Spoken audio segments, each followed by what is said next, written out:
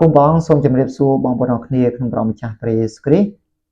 ខ្ញុំមានព្រះបន្ទូលព្រះអង្គដើម្បីចែកចាយជូនលោកអ្នកបងប្អូន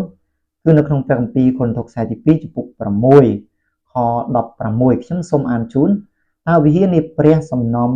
អ្វីនឹងរូបព្រះបិទអ្នករកនេះជាវិហារនៃព្រះដ៏មានព្រះជន្មរស់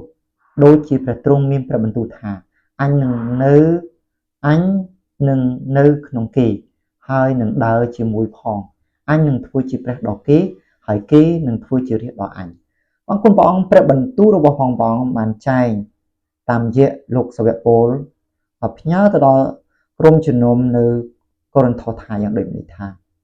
វិហារដ៏ពិតប្រាកដដែលព្រះអង្គចង់គង់នៅគឺយើងម្នាក់មិនមែនមនុស្សម្នាក់មានវិហារម្នាក់ទេប៉ុន្តែគឺនិយាយសំដៅទៅលើដួងចិត្តថាយើងម្នាក់មានព្រះគង់ជាមួយហើយក្នុងនាមយើងជាអ្នកដែលជឿព្រះយើងមិនត្រូវរំលឹកឬនឹកចាំព្រះដទៃទៀតក្រៅពីព្រះនាមព្រះយេស៊ូវនោះឡើយហើយយើងត្រូវមានព្រះវិញ្ញាណបរិសុទ្ធព្រះអង្គគង់ជាមួយបីដាស់ទើបរំលឹកយើង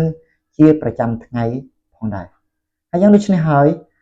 ក្នុងព្រះបន្ទូលព្រះអង្គថាម៉េចបើសិនបើវិហាររបស់ផងយើងចិត្តរបស់ផងយើងស្អាតព្រះអង្គនឹងចង់ចូលព្រះអង្គនឹងយាងចូលមកក្នុងដួងចិត្តរបស់ផងយើងហើយព្រះអង្គគង់ជាមួយយើងព្រះអង្គដើរជាមួយយើងព្រះអង្គបរិភោគជាមួយយើងហើយព្រះអង្គនឹងប្រទានពរមកកាន់ជីវិតរបស់ផងយើងអញ្ចឹងលើកទឹកចិត្តដល់លោកអ្នកបងប្អូនថាម៉េចជារៀងរាល់ថ្ងៃក្នុងនាមយើងជាគ្រិស្តបរិស័ទសូមនៅតែបន្តអធិដ្ឋានបន្ត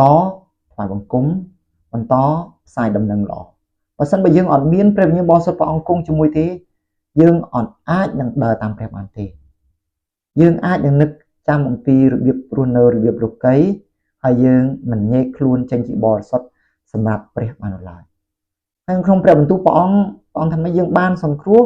មិនមែនដោយការប្រព្រឹត្តទេគឺដោយតាមរយៈសេចក្តីជំនឿក៏ប៉ុន្តែក្នុងព្រះគម្ពីរក៏បានចែងថា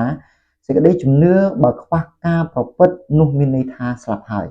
បើយើងនិយាយថាខ្ញុំអ្នកជឿព្រះយេស៊ូវប៉ុន្តែយើងរស់នៅតាមរបៀបលោកីនោះយើងរាល់គ្នាមិនមែនជាអ្នកដែលជឿលើព្រះយេស៊ូវនោះឡើយអញ្ចឹងត្រឡប់មកវិញ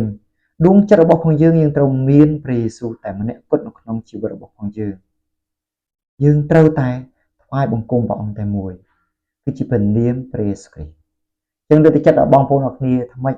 វិហាររបស់ផងយើងកាលណាដួងចិត្តយើងស្អាតព្រះអង្គយើងចូលមកហើយព្រះអង្គនឹងប្រទានពរយើងព្រះអង្គគុតគង់យើងព្រះអង្គការពារយើងព្រះអង្គថែរក្សាយើងហើយព្រះអង្គនឹងលើកទឹកចិត្តយើងគ្រប់ពេលគ្រប់វេលាទាំងអស់អរគុណដល់ព្រះអង្គសូមព្រះជាម្ចាស់ទ្រង់ប្រទានពរបងប្អូនគ្នាក្នុងព្រះនាមព្រះយេស៊ូវគ្រីស្ទអាមែន